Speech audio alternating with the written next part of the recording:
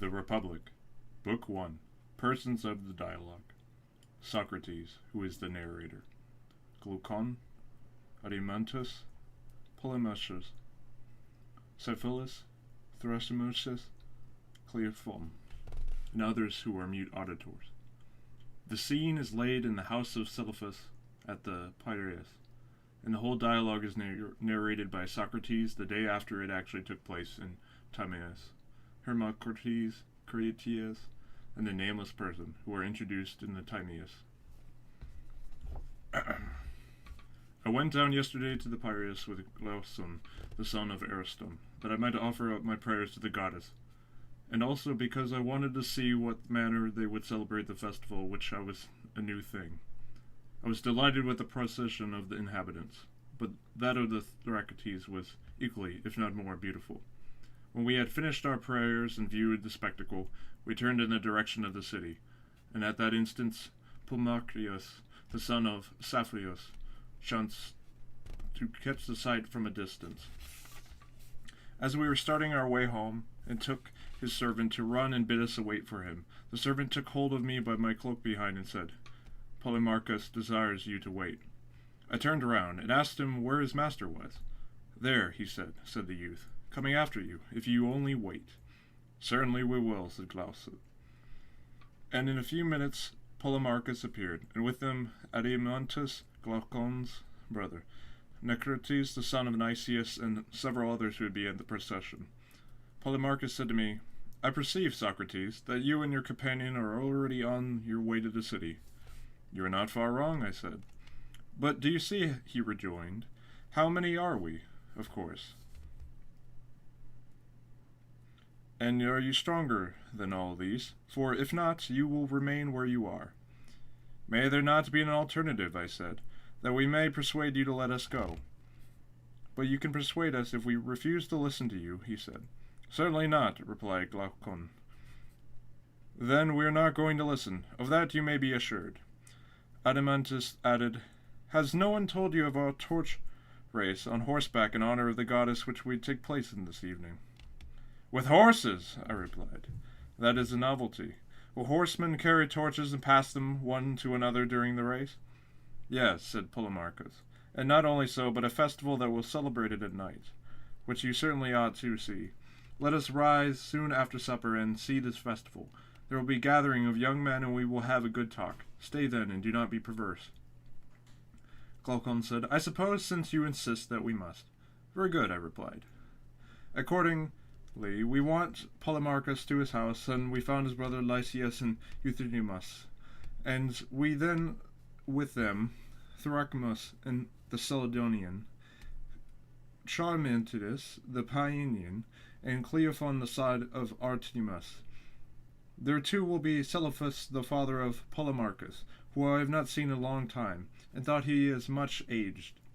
He is seated on the cushioned chair and a garland in his hands, for he had been sacrificing in the court, and there were some other chairs in the room arranged in a semicircle, upon which we sat bound by him. He saluted me eagerly, and then he said, "You don't come to see me, Socrates, as often as you ought. If I were still able to go and see you, I would not ask you to come to me. But at my age I can hardly get to the city, and therefore you should come oftener to the Piraeus.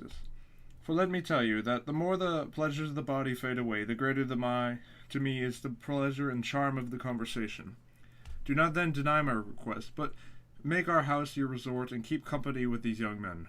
We are old friends, and you will be quite at home with us." I replied, "There is nothing for which my part I liked better, Sisyphus, than conversing with aged men, for I regained them in travellers who have gone journey for which I may have to go, and for whom I wish to inquire, whether the way is smooth or easy, or rugged and difficult. And this is a question which I should like to ask of you who have arrived at this time which the poets call the threshold of old age. Is life harder towards the end, or what report do you give of it?" "I will tell you, Socrates," he said, "what my own feelings is. Men of my age flock together. We are birds of a feather, as an old proverb says, and our meeting the tale of acquaintance commonly is, I cannot eat, I cannot drink, the pleasures of youth and love are fled away. There's good time once, but now that is gone, and life is no longer life. Some complain of the slights in which are put upon them by relations, and they will tell you how many evils their old age has caused. But to me, Socrates, these complainers seem to blame which that is not really in fault. For if old age were the cause, I too, being old, and every other man, would have felt as they do. But this is not my own experience, nor that of the others whom I have known. How well I remember the aged poet Sophocles, when in answer to the question, "How does love suit with age?" Sophocles, "Are you the man you once were?" "Peace," he replied. "Most gladly have I escaped the things for which you speak. I feel as if I have escaped from a mad and furious master." His words have often occurred to my mind since, and they seemed good to me as time when he uttered them. For certainly old age has a sense of calm and freedom. When the passions relax their hold, then Sophocles says, we are freed from the grasp not of only master only, but of many. The truth is, Socrates, that these regrets are also complaints about relations, are to be attributed to the same cause, which is not old age, but men's character and tempers. For he who is not calm and happy nature will hardly feel the pleasures of age, but to him who is of the opposite disposition, youth and age are equally a burden. I listened in admiration and wanting to draw him out, that he might go on. Yes, Celephus, I said, but rather I suspect that people in general are not convinced by you when you speak thus. They think that old age sits lightly upon you, not because your happy disposition, but rather you are rich, and wealth is well known to be a great comforter. You are right, he replied. They are not convinced, and there is something I'd like to say to them. However, so it is not as so much as they imagine.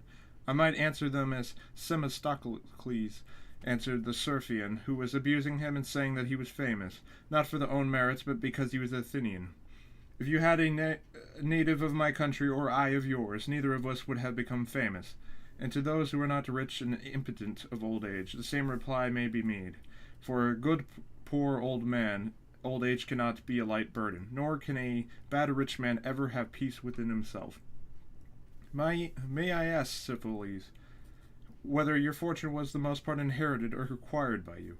Acquired? Socrates, do you wish to know how much I have acquired? In the art of making money, I have been midway between the father and grandfather, for my grandfather, whose name I bear, doubled and tripled the value of his patrimony. That is inherited, being much of what I possess now. My father, Licinius, reduced the property below what it is at present, and I shall be satisfied if I leave to these my son not less but a little more than what I received. That is why I asked you the question, I replied, because I see that you're indifferent about money, which is a characteristic rather of those who have inherited their fortunes rather than those who have acquired them. The makers of fortunes have a second love of money as a creation of their own, resembling the affection of authors for their own poems, or of parents for their own children, besides the natural love of it for the sake of use and profit of which is common to them in all men. And hence they are very bad company, for they can talk about nothing but the praises of wealth. That is true, he said. Yes, that is very true, but may I ask you another question? What do you consider to be the greatest blessing for which you've reaped from your wealth? One, he said, of which I could not expect easily to convince others. For let me tell you, Socrates, that when a man thinks of himself to be near death, fears and cares enter into his mind in which he never had before. The tales of a world below and punishment which is exact thereof deeds done, here was once a laughing matter to him, but he is now tormented by the thought of that it may be true, either of the weakness of age or because he is now drawing near to other place. He has a clear view of these things, suspicious and alarms crowd thickly upon them. And he begins to reflect and consider what wrongs he has done to others.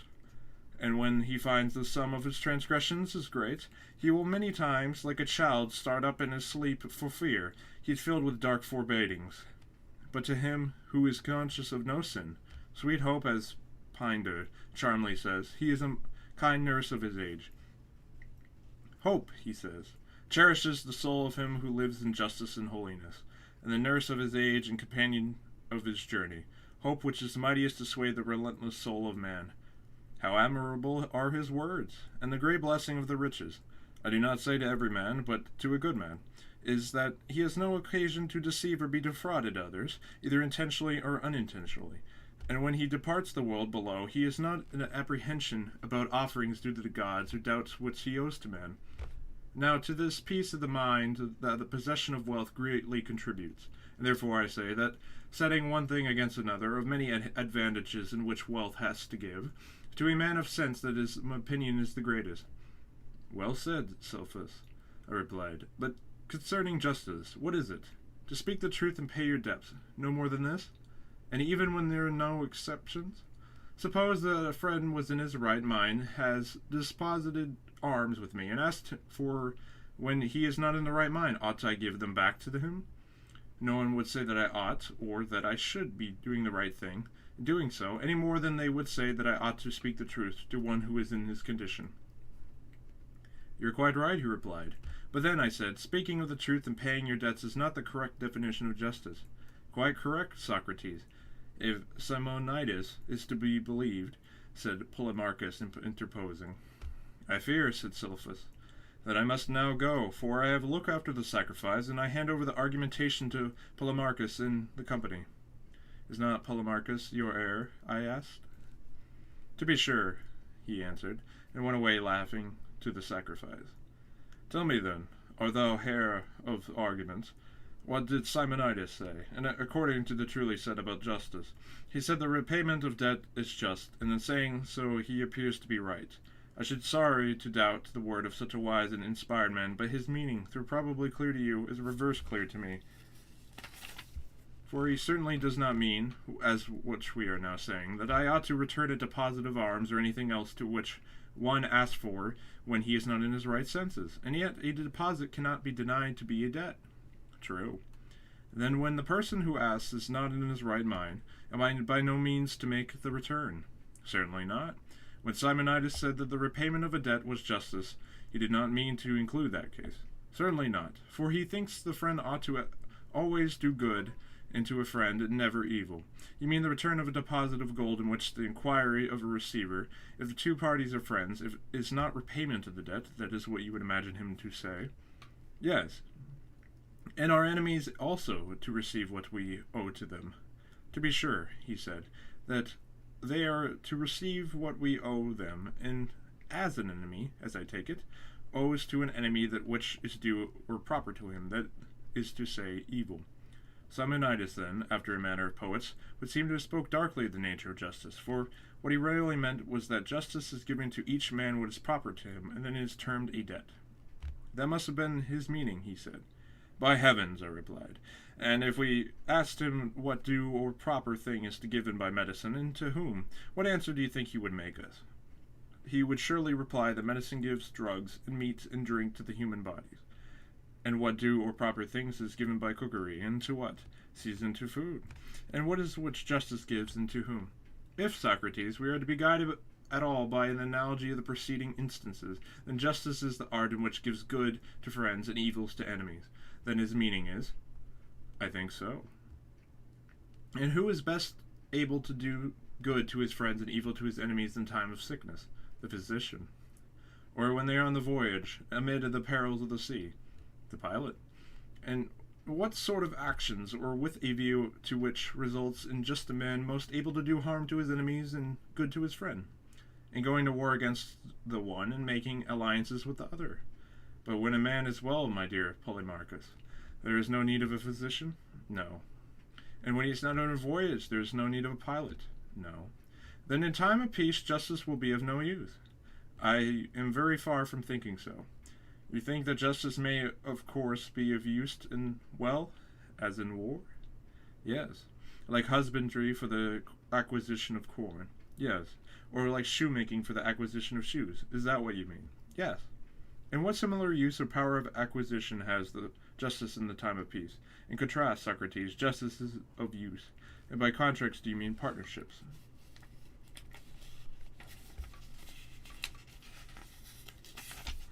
Exactly. By is the just man or skillful player a more useful or better partner at the game of draughts? A skillful player. And in laying bricks and stones, is the just man a more useful or better partner than the builder? Quite the reverse. Then in what sort of partnership is the just man a better partner than the harp player? In the playing of the harp, the harp player is certainly a better partner than the just man. In a money partnership, yes, Polemarchus, but surely not in the use of money, for you do not want a just man to be your counselor in the purchase and sale of a horse. A man who nothing about horses would a man who knows more about horses would be better for that, would he not? Certainly. And when you buy a shipwright or a pilot would be better. True. Then what is the joint use of silver and gold in which the man is to be preferred? When you want a deposit to be kept safely. You mean when money is not wanted, but allowed to lie. Precisely. That is to say, justice is useful when money is useless. That is the inference. And when you want to keep a pruning hook safe, then the justice is useful to the individual and to the state. But when you want to use it, then the art of vine dresser. Clearly.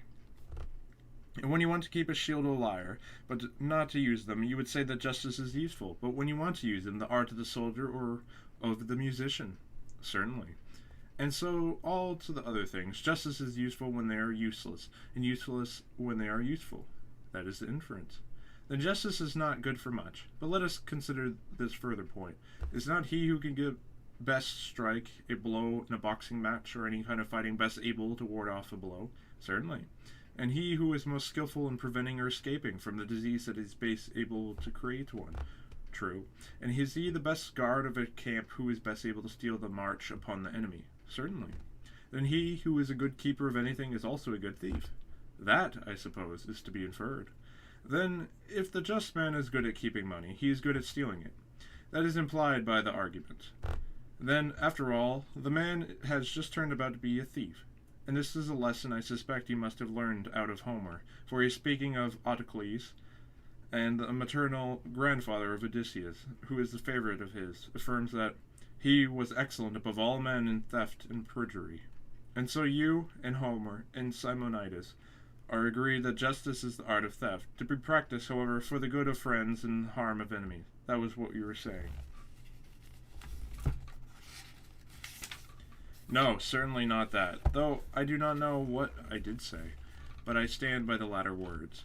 Well, there's another question. By friends and enemies, do we mean those who are so really, or in seeming? Surely, he said, a man may be expected to love those who he thinks good, and to hate who he thinks evil. Yes, but do not persons often err about good and evil? Many who are not good seems to be so, and conversely. That is true. Then to them the good will be enemies, and the evil to be friends. True. And in that case, there will be right in doing so to the evil and evil to the good. Clearly. But the good are just, and would not do the injustice. True. Then according to your argument, it is to injure those who do no wrong. Nay, Socrates, the doctrine is immoral. Then I suppose that we ought to do good to just, and harm the unjust. I like that better.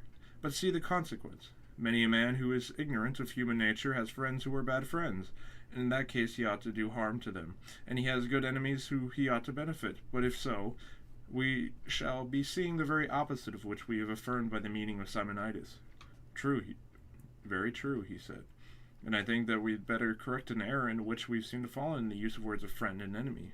What was the error, Polemarchus? I asked. We assume that he is a friend who seems to be who is thought is good. And how is the error to be corrected? We should rather say that a friend is who is as well seems good, that he is who seems only and is not good, only seems to be and is not a friend, and only the enemy the same may be said. You would argue that the good are our friends and the bad are our enemies? Yes, and instead of simply saying, as we did first, that it is to do good to our friends and harm to our enemies, we should further say, it is just to do good and to our friends when they are good, and harm to our enemies when they are evil. Yes, that appears to be the truth. But ought the just to injure anyone at all? Undoubtedly he ought to injure those who are both wicked and his enemies. When horses are injured, are they improved or deteriorated? The latter. Deteriorated, that is to say, in the good qualities of horses, not of dogs? Yes, of horses. And dogs are deteriorated in the good qualities of dogs, and not of horses, of course. And will not men who are injured be deteriorated in which the way the proper virtue of man? Certainly. And that human virtue is justice? To be sure. Then men who are injured are not of necessity made unjust. That is the result. But can a musician by his art make men unmusical? Certainly not. Or the horseman by his art made them the bad horsemen? Impossible. And we can just by justice make men unjust, or speaking generally, can the good by virtue make them bad? Assuredly not. Any more than heat can produce cold, it cannot, or drought moisture. Clearly not. Nor can the good harm anyone. Impossible. And then just the good? Certainly. Then to injure a friend or anyone else is not the act of a just man, but of the opposite, who is unjust. I think that what you say is quite true, Socrates. Then, if a man says that justice consists of the repayment of debts, and the good in the debt in which the man owes his friends, and the evil of the debt which he owes to his enemies, to say that is not wise. For it is not true, as if it has been clearly shown that injuring of another can be in no case just. I agree with you, said Polemarchus. Then you and I are prepared to take up arms against anyone whose attributes, such as sane as Simonides, or Bias, or Pittacus, or any other wise man or seer. I am quite ready to do battle at your side, he said. Shall I tell you whose I believe to be sane to be? Whose? I believe that Periander, or Pittacus, or Xerxes, or Ismenias of the Theban, or any other rich and mighty man who has lived a great opinion of his own power, was the first to say that justice is doing good to your friends and harm to your enemies. Most true, he said. Yes, I said, but if this definition of justice also breaks down, what others can be offered? Several times in the course of the discussion, Thromachus has made an attempt to get to the argument of his own hands, and he has been put down by the rest of the company, who would like to hear it to an end. But when Polemarchus and I had done speaking, then there was a pause. He could no longer hold his peace and gather himself up. He came at us like a wild beast, seeking to devour us. We were quite panic-stricken at the sight of him. He roared out to the whole company, "What folly, Socrates, has the possession of you all, and why, Syllabiles, do you knock under one another? I say that if you want to know what justice is, you should not only but ask an answer. You should not seek honor to yourself from the refutation of an opponent, but have your own answer. For there are many one who can ask and cannot answer. And now I will not have you say that justice is duty, or an advantage, or a profit, or a gain and an interest, for this sort of nonsense will not do for me. I must have clearness and accuracy." I was panic-stricken at his words, and I could not look at him without trembling. Indeed, I believe that if I had not fixed my eyes upon him, I should be struck dumb. But when I saw his fury rising, I looked at him first, and was therefore able to reply to him. "Thromachus," I said, with a quiver, "don't be hard upon us. Polemarchus and I may have been guilty of the little mistake in the argument, but I can assure you that the error was not intentional. If we were seeking for a piece of gold, you would not imagine that we were knocking under to one another, and so losing our chance of finding it. And why, when seeking for justice, a thing more precious than many pieces of gold, did you say we were weakly yielding to one another, and not doing the utmost to get the truth?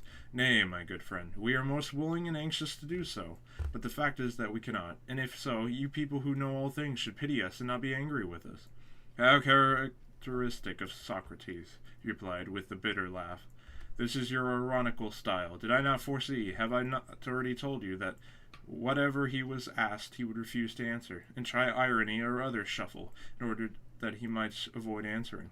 "You are a philosopher, Thrasymachus," I replied, "and well know that if you ask a person what numbers make us 12, taking care to prohibit him with you ask from answering twice 6, or 3 times 4, or 6 times 2, or 4 times 3, for this sort of nonsense will not do for me. Then obviously, if this is your way of putting the question, no one can answer you. But suppose it if you were retort, Thrasymachus, what do you mean? If one of these numbers in which you interact to be the true answer to the question, am I falsely to say some other number which is not the right one? Is that your meaning? How would you answer him?" "Just as if 2 cases were all alike," he said.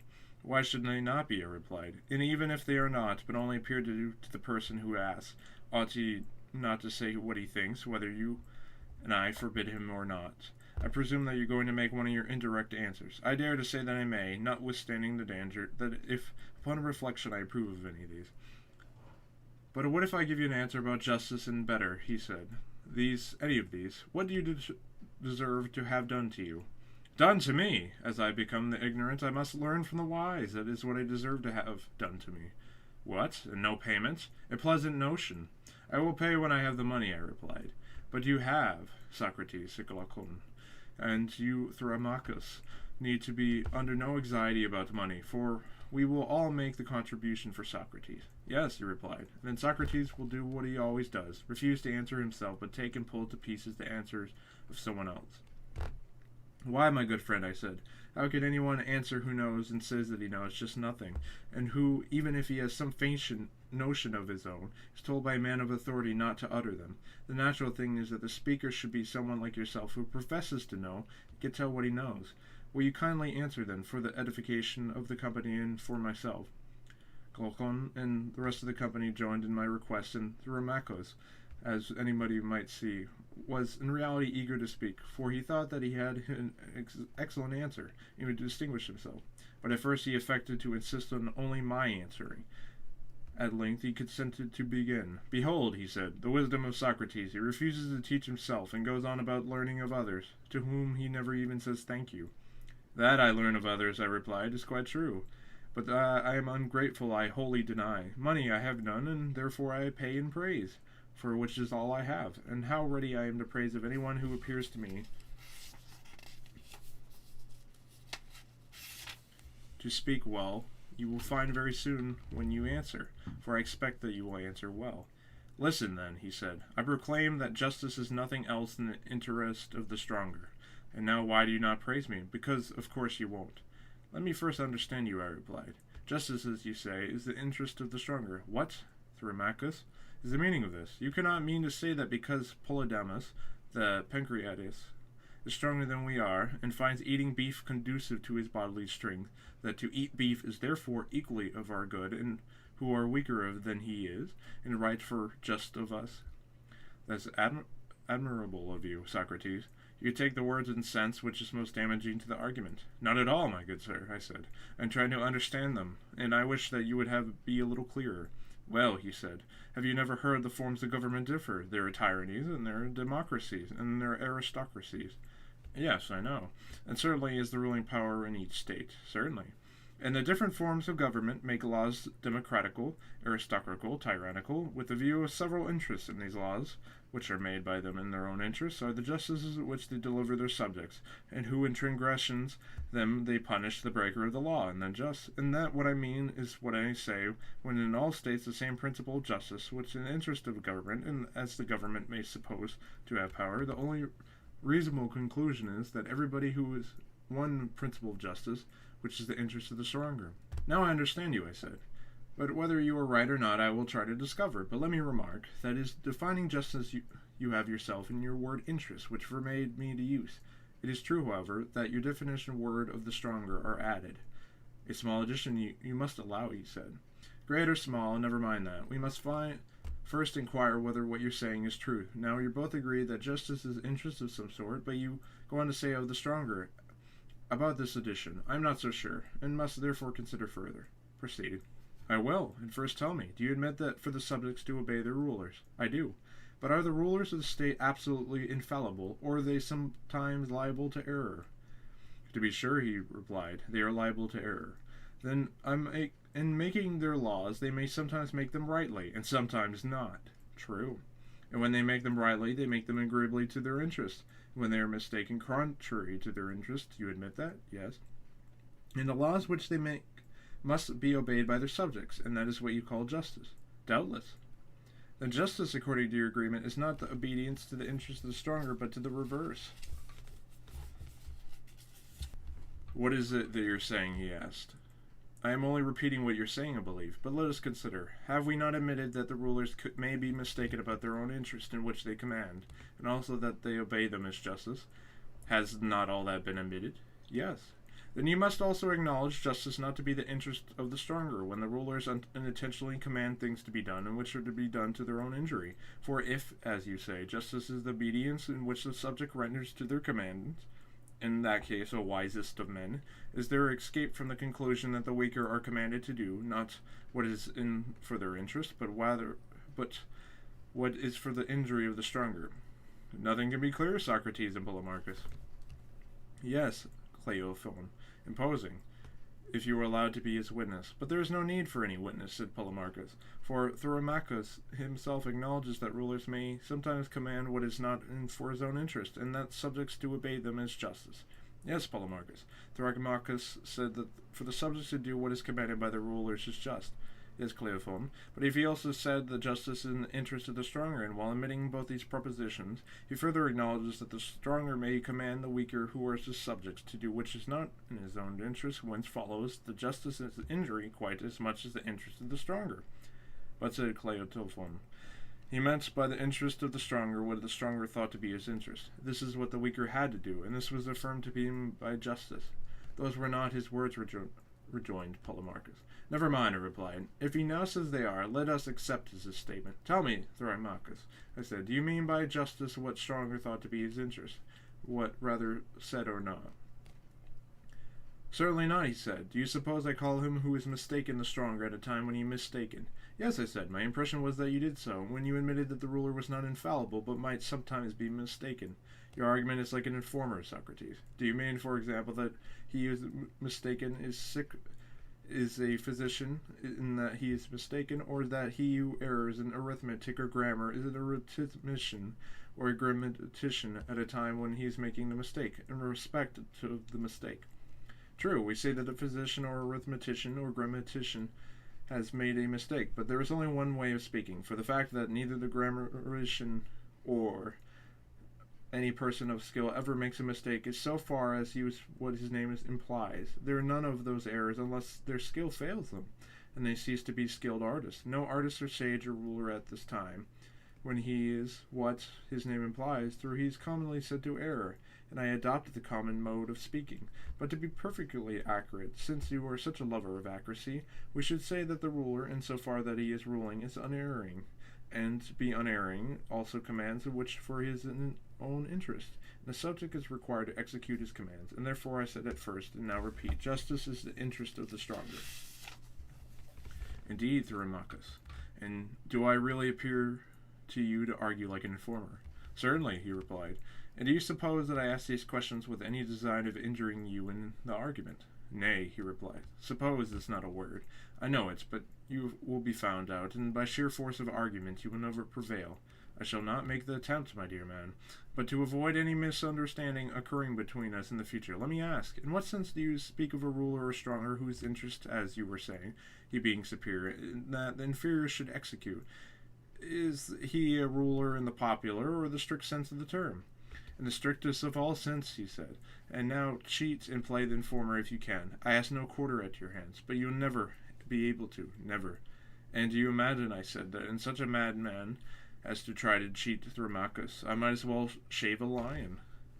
Why, he said, you make attempt a minute ago, and you failed. Enough, I said, of these civilities. It will be better than I should ask you a question. Is the physician, taken in the strictest sense of which you are speaking, a healer of the sick, or the maker of money? And I remind you that I am now speaking of a true physician. A healer of the sick, he replied. And the pilot, to say the true pilot, is he captain of sailor or a mere sailor? A captain of sailors. The circumstance that he sails the ship is not to be taken into account. Neither is he to be called a sailor. The name plot by which he distinguished has nothing to do with sailing, but is significant of his skill and authority over sailors. Very true, he said. Now, I said, every art has an interest? Certainly. For which the art has to consider and provide. Yes, that is the aim of art. And the interest of any art is perfection of it. This is nothing and nothing else. What do you mean? I mean that to illustrate negatively by the example of the body. Suppose you were to ask me whether the body is self-sufficient or has wants. I should reply, certainly the body has wants, for the body may be ill and required to be cured, and has therefore interest to which the art of medicine ministers. And this is the origin and intention of medicine, as you will acknowledge. Am I not right? Quite right, he replied. But in the art of medicine or any other art faulty or deficiency in the question the quantity, in the same way that the eye may be deficient in sight, the ear the failing the hearing, and therefore requires another art to provide an interest of seeing and hearing, has art in itself. I say any similar liabilities to fault or defect. And does any art require another supplementary art to provide for this interest, and another without end? Or has the art to only look for its own interest? Or have they no need either of themselves or another? Having no faults or defects, they have no need to correct them, either by the exercise of their own art or another. They have only to consider the interest of the subject matter. For every art remains pure and faultless, while remaining true. That is to say, while perfect and unimpaired. Take the words of your precise sense, and tell me whether I'm not right. Yes, clearly. Then medicine does not consider the interest of medicine, but rather the interest of the body. True, he said. Nor does the art of horsemanship consider the interest in the art of horsemanship, but rather the interest of the horse. Neither do any arts care for themselves, for they have no needs. They care only for which is the subject of their art. True, he said. But surely, Thromachus, the arts are the superiors, the rulers of their own subjects. To this he assented with a great deal of reluctance. Then, I said, no science or art considers or enjoins the interest of the stronger or superior, but only interest in the subject and the weaker. He made an attempt to contest this proposition also, but finally acquiesced. Then I continued, no physician, in so far that he is a physician, considers his own good in what he prescribes, but the good of his patient. For the true physician is also a ruler having the human body as a subject, and is not a mere money-maker. Has that been admitted? Yes. And the pilot likewise, in the strict sense of the term, is a ruler of sailors and not a mere sailor. That has been admitted. And such a pilot and ruler will provide and prescribe the interest of the sailor who is under him, and not for his own or ruler's interest. He gave a reluctant yes. Then I say to Thromachus, there is no any rule who, in so far as he a ruler, considers and enjoins what is for his own interest, but also what is the interest of his subjects suitable to his art, to what that he looks, and that he alone he considers everything which he says and does. When we had got to this point in the argument, and everyone saw the definition of justice has been completely upset, Thromachus, instead of replying to me, he said, Tell me, Socrates, have you got a nurse? Why do you ask such a question, I said, when you ought to be rather to be answering? Because she leaves you to snivel, and never wipes your nose. She has not even taught you how to know the shepherd from the sheep. What makes you say that? I replied. Because he fancied that the shepherd or neathered fattens or tends the sheep or oxen with the view of their own good, and not for the good of himself or his master. Then you further imagine that the rulers of the states, if they are true rulers, never think of the subjects as sheep, and that they are not studying their own advantages day and night. Oh no, and so entirely astray are you in that your ideas are the just and unjust, as not even to know that justice and the just are the realities of another good. That is to say, the interest of the ruler is stronger, and the loss of the subject and servant, the injustice of another. For the unjust is lord over the truly simple and just. He is the stronger, and he subjects to do what is in his interest, and minister to his happiness, which he is far from being his own. Consider further, more foolish Socrates, that the just is always a loser in comparison with the unjust. First of all, in private contracts, whenever the unjust is the partner of the just, you will find that, when the partnership is dissolved, the unjust man has always more and the just less. Secondly, in their dealings with the state, when the income tax, the just man will pay more and the unjust less on the same amount of income. And when there is anything to be received, the one gains nothing and the other much. Observe also what happens when they take office. There is a just man neglecting his affairs and perhaps suffering other losses, getting nothing out of the public, because he is just. Moreover, he is hated by his friends and acquaintances for refusing to serve them in unlawful ways. But all this is revered in the case of unjust man. I am speaking, as before, the just sense, a large scale, in which the advantage of the unjust is more apparent, and by my meaning will be most clearly seen if we turn to the highest form of injustice, in which the criminal is the happiness of the man, and the sufferers or those who refuse to do injustice are the most miserable. That is to say, tyranny, by which fraud and force takes away the property of others, not little by little but wholesome, comprehending in one things sacred as well as profane, private and public, for which acts of wrong, if he were to detect perpetrating any one of those singly, he would be punished and incur great disgrace. They would do such wrong in particular in cases of robbers of temples, and man-stealers, and burglars, and swindlers, and thieves. But when a man, besides taking away the money of all the citizens, have made slaves of them, then, instead of the names of reproach, he is termed happy and blessed, not only by the citizens, but also by who hear of his having achieved in consummation of injustice. For mankind censure injustice, fearing that they may be victims of it, and not because they shrink from the committing of it. And thus, as I have shown, Socrates, the injustice, where on a wholly sufficient scale, has more strength and freedom than the mastery of the injustice. And as I said first, justice is in the interest of the stronger, when injustice is the man's own profit and interest. Thromachus, when he had thus spoken, having like a bathman deluged our ears with his words, had in mind to go away, but the company would not let him. They insisted that he should remain and defend his position, and myself added my own humble request that he not leave us. Thromachus, I said to him, excellent man, how suggestive are your remarks! and you're going to run away before you're not fairly taught or learned whether they're not true or not? Is it an attempt to determine the way of man's life so small a matter in your eyes, to determine how life may be passed by each one of us to the greater disadvantage? And do I differ from you, he said, as the importance of the inquiry? You appear rather, I replied, to have no care or thought about us, Thermachus, whether we live better or worse from not knowing what you say. To know is a matter of indifference. Prithee, friend, do not keep your knowledge to yourself. We are a large party, and any benefit which you confer upon us we will amply be rewarded. For my own part, I openly declare that I am not convinced, and that I do not believe injustice to be more gainful than justice, even if uncontrolled and allowed to have free play. For granting there may be an unjust man who is able to commit injustice by fraud or force, still this does not convince me of the superior advantage of injustice, and there may be others who are in the same predicament with myself. Perhaps we may be wrong. If so, you in wisdom should convince us that you're mistaken in preferring justice to injustice. And how am I to convince you, he said. If you are not already convinced by what I have just said, what more can I do for you? Would you have me put proof bodily in your soul? Heavily forbid, I said. I would only ask you to be consistent, or if you change openly and let there be no deception.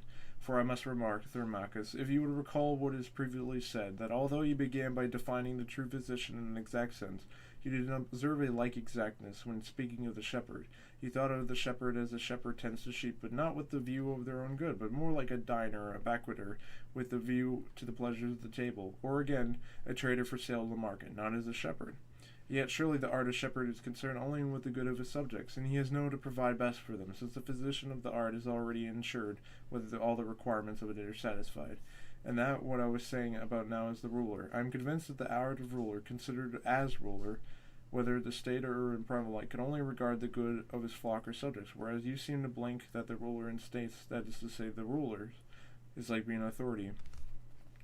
Think, nay, I am sure of it. And why, in the case of lesser officials, do men never take themselves willingly without payment, unless under the idea that they governed for the advantage not for themselves but of others? Let me ask you a question. Are you the several arts different by reason of each having a separate function? And my dear illustrious friend, do say what you think, and that we may make a little progress. Yes, that is the difference, he replied. And each art gives us a particular good and not merely a general one. Medicine, for example, gives us health, navigation, safety at sea, and so on. Yes, he said. And the art of payment has a special function of giving pay. But we do not confuse this with other arts, any more than the art of the pilot is to be confused with the art of medicine, because the health of the pilot may be improved by sea voyage. You would not be inclined to say, would you, that navigation is the art of medicine, or at least if we were to adopt your exact use of language? Certainly not. Or because the man is in good health when he receives pay, you would not say that the art of payment is medicine? I would say not. Nor would you say that medicine is the art of receiving pay because a man takes fees when he is engaged in healing? Certainly not. And we have admitted, I said, that the good of each art is specially confined to the art. Yes. Then, if there be any goodwill which artists have in common, that is to be attributed to something which they all have in common use. True, he replied. And when artist is benefited by receiving pay, the advantages is gained by additional use of the art pay, when it is the art professed by him. He gave a reluctant sense to it. Then the pay is not derived by several artists from their respective arts, but the truth is that while the art of medicine gives health, and the art of the builder builds a home, and another art attend them, which is than the art of pay. The various arts may be doing their own business and benefiting for which they preside, but the artist receive the benefit from the art unless he was paid as well. I suppose not. But does he therefore confer no benefits which he works for nothing? Certainly, he confers a benefit. Then now, Thermachus, there is no longer any doubt that neither arts nor government will provide for their own interests, but, as we were saying, they rule and provide for the interests of their subjects who are the weaker and not the stronger.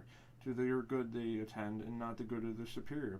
That is the reason, my dear Thermachus, why, as I was just now saying, no one is willing to govern, because no one likes to take a hand in reformation of evils which are not his concern without remuneration. For, in the execution of his work, and giving his orders to another. The true artist does not regard his own interests, but always that of his subjects. And therefore, in order to the rulers that he may be willing to rule, they must be paid in one of the three modes of payment: money, or honor, or penalty for refusing. What do you mean, Socrates? Said Glaucon. The first two modes of payment are intelligible enough, but what is the penalty? I do not understand. How a penalty can be a payment? You mean that you do not understand the nature of this payment, which the best men is the great inducement to rule? Of course you know that ambition avarice are to be held, and indeed are they a disgrace. Very true. And for this reason I said, money and humor have no attraction for them. Good men do not wish to be openly demanding a payment for governing, and so to get the name of the hireling, nor by secretly helping themselves. One of the public revenues to get the name of thieves. And not be ambitious, they do not care about honor, whereas necessity may be laid upon them, and they may be induced to serve for the fear of punishment. And this, I imagine, is the reason why forwardness to take office, instead of waiting to be compelled, has been deemed dishonorable.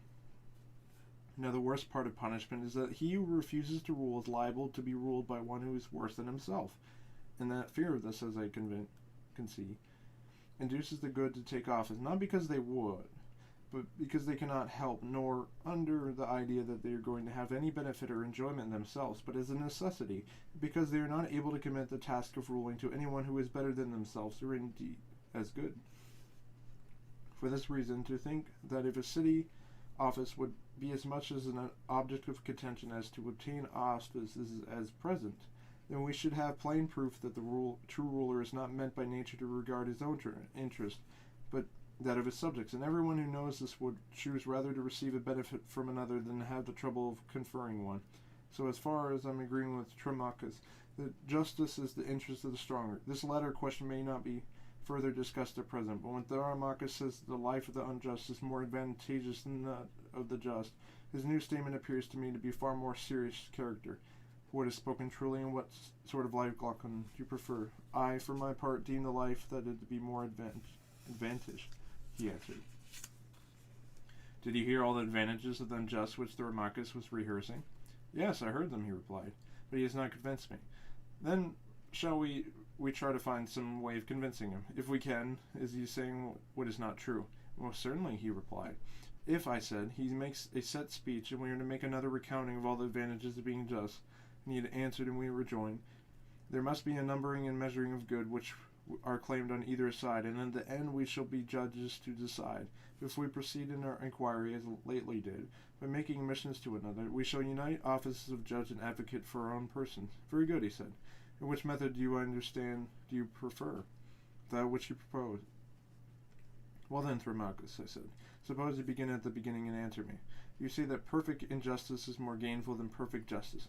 Yes, that is what I say, as I have given you my reasons. And what is your view about them? Would you call one of them virtue and another vice? Certainly. I suppose you would call justice virtue and injustice vice. What a charming notation! So likely, too, seeing that I am affirming justice to be profitable and justice not. What else would you say? The opposite, you replied. You would call justice vice. No, I'd rather say sublime simplicity. Then when you call injustice malignity? No, I'd rather say discretion. And do the unjust appear to you to be wise and good? Yes, he said. At any rate, those who are able to be perfectly unjust and who have the power of subduing states and nations. But perhaps you imagine me to talk enough cut purses. Even this profession, if undetected, has advantages, though they are not to be compared to which I was just now speaking. I do not think I misapprehended your meaning, Thromachus, I replied, but I still cannot hear without amazement that your class injustice with wisdom and virtue, and then justice with the opposite. Certainly I do so class them.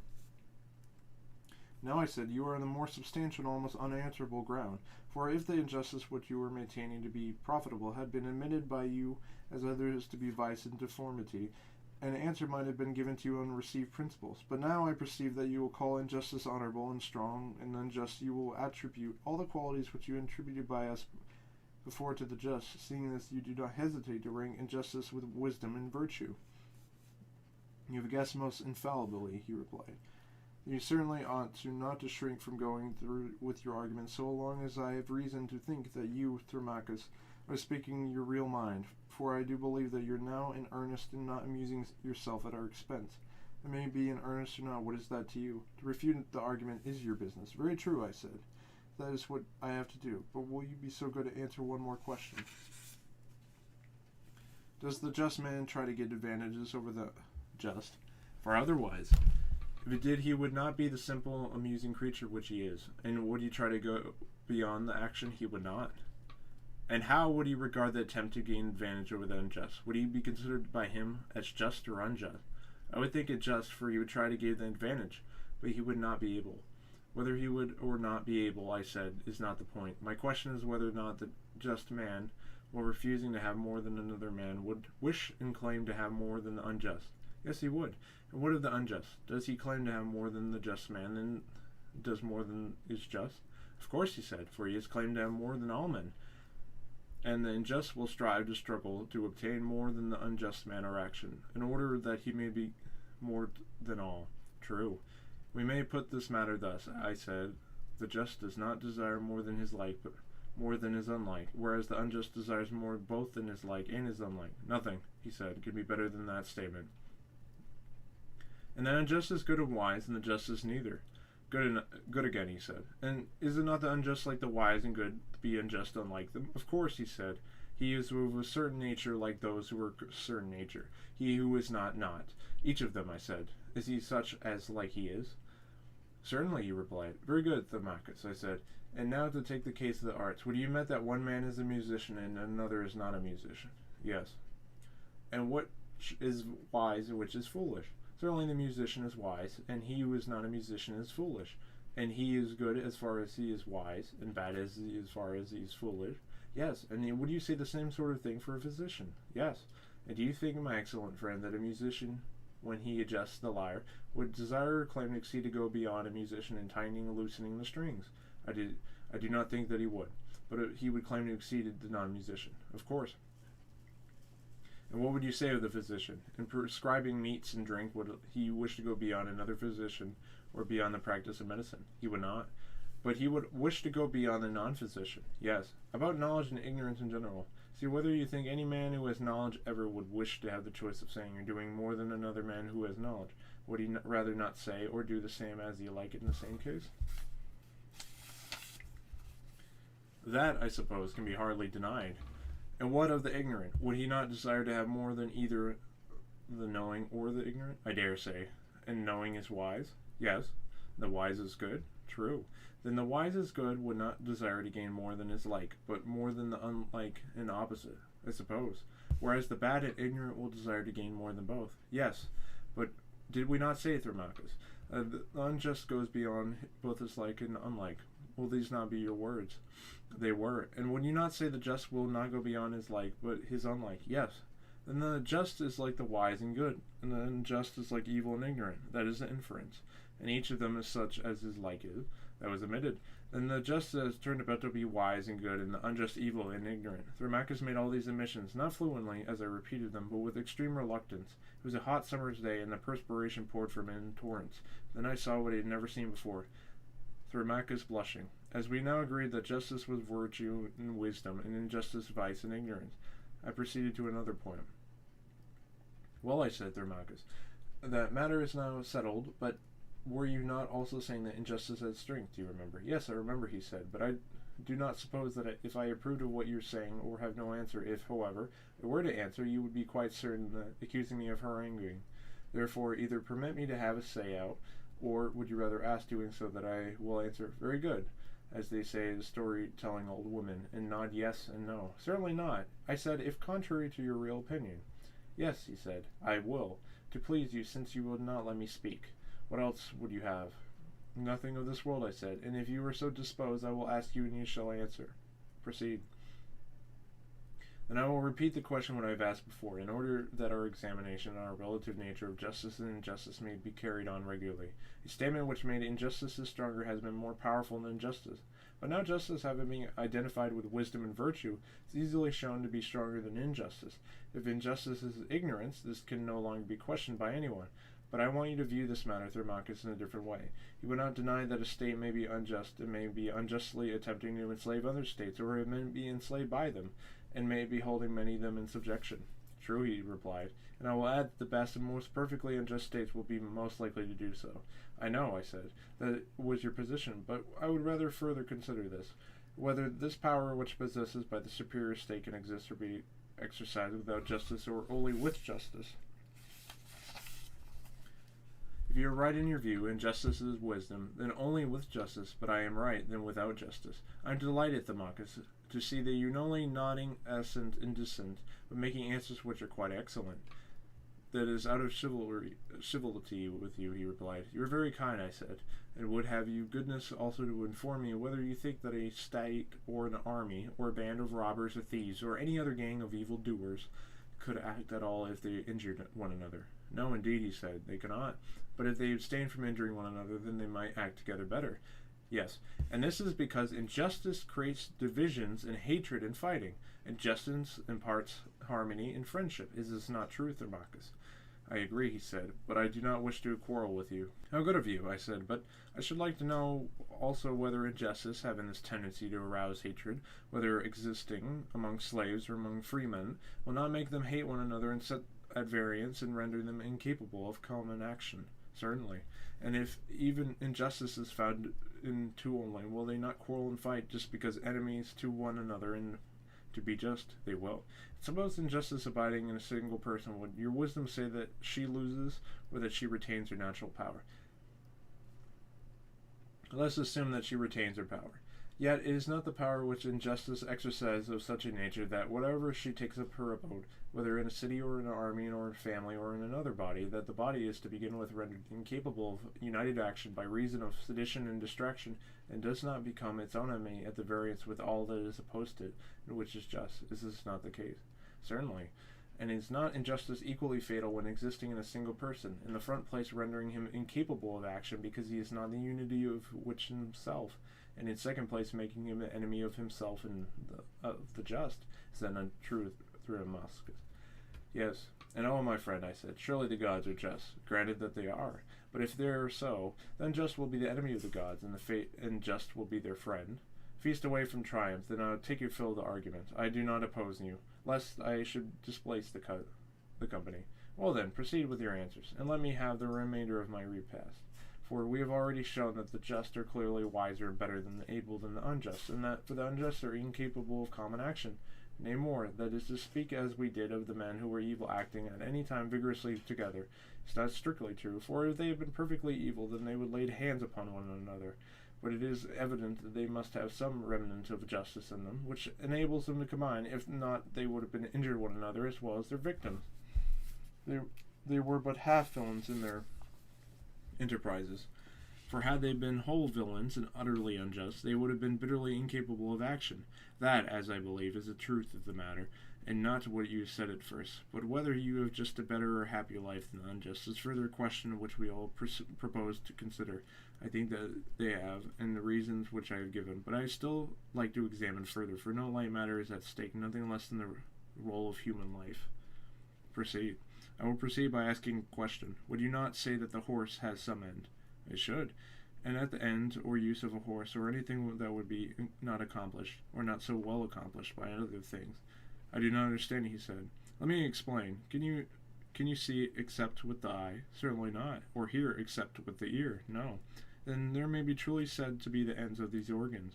They may, but if you cut off the vine branch with a dagger or a chisel, and in many other ways, of course, and not so well with your pruning hook made for the purpose. True. May we not say that this is the end of pruning hook? We may. Then now I think you have no difficulty in understanding my meaning when I ask the question whether the end of anything would be that which could not be accomplished, or so be accomplished by the other things. I understand your meaning, he said, in assent. And then, to which the end is appointed also has an excellence. Need I ask again whether eye has an end? It has, and not the eyes of excellence. Yes, and the ear has an end to the excellence also. True, and the same is true of other things. They have each of them an end and a special excellence. That is true. Well, and can the eyes fulfill their end if they are wanting in their own proper excellence and defect instead? How can they, he said, if they are blind and cannot see? You mean to say if they have lost their proper excellence, which is sight, but I have not arrived at that point yet. I would rather ask the question more generally, and only inquire whether these things which fulfill their ends fulfill them by their own proper excellence, or fulfilling them by their own defect. Certainly, he replied. I might be the The same of ears which deprive their own proper excellence, which cannot fulfill their end. True. The same observation will apply to other things. I agree. Well, and has he not the soul an end which nothing else can fulfill? For example, the superintendent command and deliberate in the like. Are these not functions proper to the soul, and can rightly be assigned to another? To no other. And then is not to life to be reckoned among the ends of the soul? Assuredly, he said. And not the soul of an excellence also? Yes. And can she or can she not fulfill her own ends which deprives it of the excellence? She can't. Then the evil soul must necessarily be an evil ruler and a superintendent, and the good soul a good ruler. Yes, necessarily. And have we admitted that justice is the excellence of the soul, and injustice the defect of the soul? That has been admitted. Then just soul in the man will live well, and the unjust will live ill. That is what your argument proves. And when the lives well is blessed and happy, he who lives in ill the reverse of happy. Certainly. Then the just is happy, and the unjust is miserable. So be it. But happiness and misery is not profitable. Of course. Then, my blessed Thermachus, injustice can never be more profitable than injustice. Let this, Socrates, he said, be your entertainment at the Bindidia, for which I am indebted to you, I said, now that you have grown gentle towards me and I have left off scolding. Nonetheless, I have not been well entertaining, but that was my own fault and not yours. As an epicure snatches the taste of every dish which he successively brought to the table, he not allowed himself time to enjoy that one before. So have I gone from one subject to another, without having discovered what I sought at first, the nature of justice. I left the inquiry and turned away to consider whether justice is a virtue in wisdom or evil in folly.